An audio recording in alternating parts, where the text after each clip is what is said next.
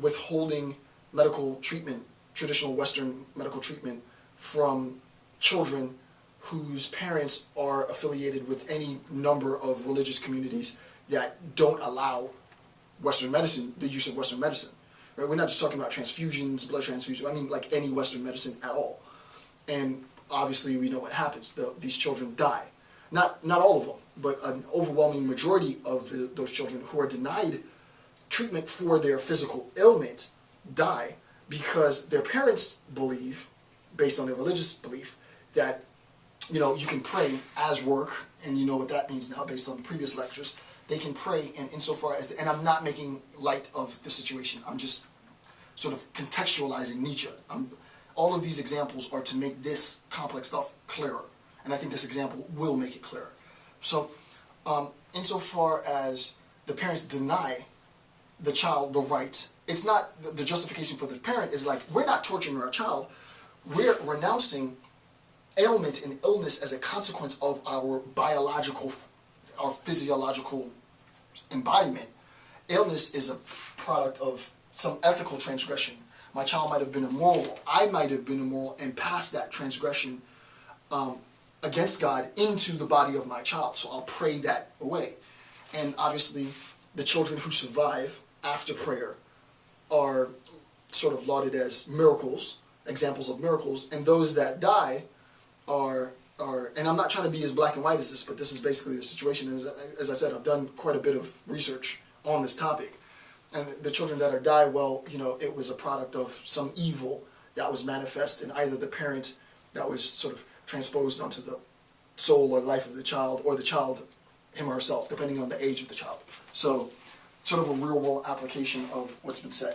So I've only really just done 2 sentences of this. And I'm not trying to take so much time, but I think this is, contemporarily, I think this is extremely relevant, right? So, the systematic reduction of all bodily feelings to moral values, illness itself conceived as morally conditioned, perhaps as punishment or as testing. And obviously this is the book of Job. I'm not going to go into that. We all know that, hopefully, that Job was, I think he was identified as I don't know if it was like a qualitative assessment, like the best Christian or the most righteous person, and specifically because he was the most righteous, he was the most outstanding, he was the most obedient, was grounds to, this wager between God and the devil to test his faith, right? And there's a lot of discourse on that, but I'm not going to go off into a tangent. Okay, so perhaps as punishment, this illness as punishment, or as testing, or as a state of salvation in which man becomes more perfect than he could be if he were healthy. So that the idea becomes, what ends up happening if you ascribe to the reduction, the systematic, and I'll actually write this down, systematic reduction. If you ascribe to the belief in the systematic reduction of our bodily feelings, specifically illness, to moral values, then we can then say, God then, as an external source, can impose on the devotee, as he did in the book of Job, illness, right? Right?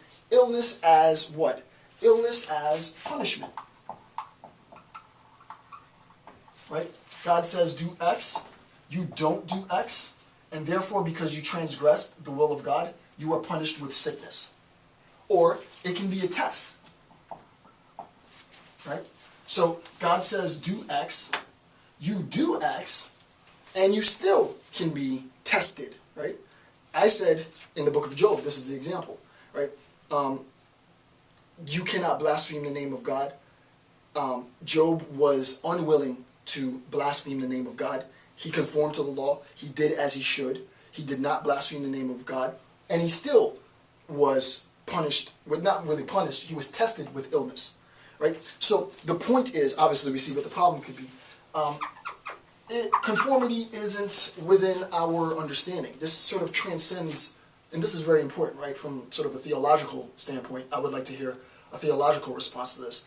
From a logical standpoint, it becomes impossible to even try and conceptualize what the intent of God might be.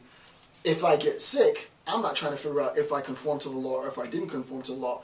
I got sick, and therefore either I'm being punished, I'm being tested, or what does he say? He says either I'm being, and I need to turn off my phone thing. Sorry. He says either I'm being punished, I'm being tested, where is it? Perhaps punished, tested, or also a state of salvation, right? And that's the last point. Or, in the best possible situation, a state of salvation in which man becomes more perfect than he could be if he were healthy, right? So, you could be tested as Job was tested, and you could pass the test, right? So assuming that you have two options, right? You can fail the test,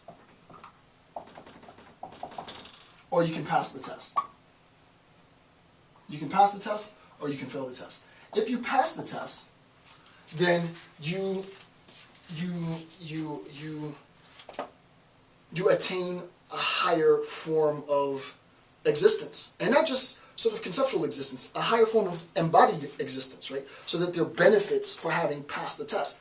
Job, and I'm not a biblical scholar, but Job lost his wife, his house, I think his sons died, his cattle died, he got boils, his friends told him to blaspheme God and just die. He didn't do any of that, he remained devout, and he passed the test, and he ended up living a lot longer and getting more stuff. He got married again and had more kids, and so the idea is you got more stuff because, and I'm not trying to make light of this, but he got more stuff because he conformed, but he still was tested with illness, so that the state of salvation, and we're not, in this sense, I don't mean salvation insofar as being a member of the Christian community requires you to announce God as your Savior, right? Not that form of salvation, but of the sense in which an individual is saved from the ultimate illness, which I'm jumping ahead here, but the ultimate illness, which is obviously death. You are saved from that, right, ultimate illness, sickness, death, through this accessibility into immortal life. And of course, we know, to keep fair with Nietzsche, Nietzsche views that idea of immortal life as being personally egoistic, because we're talking about personal immortality, right? In a physical sense, of some sort. Okay, so I think that's clear. Last line in that bullet point. Under certain circumstances, making oneself sick deliberately.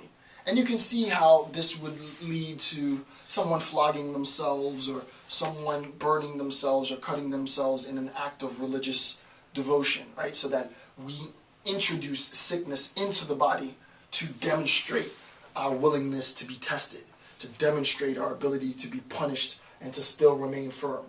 For those people who fail the test, well, the only sort of the antithetical aspect of salvation is obviously damnation, right? So, right? You are either going to pass the test and attain salvation, or you're going to fail the test and be damned. So that's what Nietzsche is saying. So we see now that the notion of sickness is actually a lot deeper. The idea of illness for Nietzsche, in his account of the Christian moral ethic, is a lot deeper than just actually getting a cold or getting sick or even getting boils like Job got, right? It's more than just being sick. It's a much deeper, a far deeper concept. So, I mean, a good, if I was teaching this class, a good question would be, articulate Nietzsche's notion of sickness.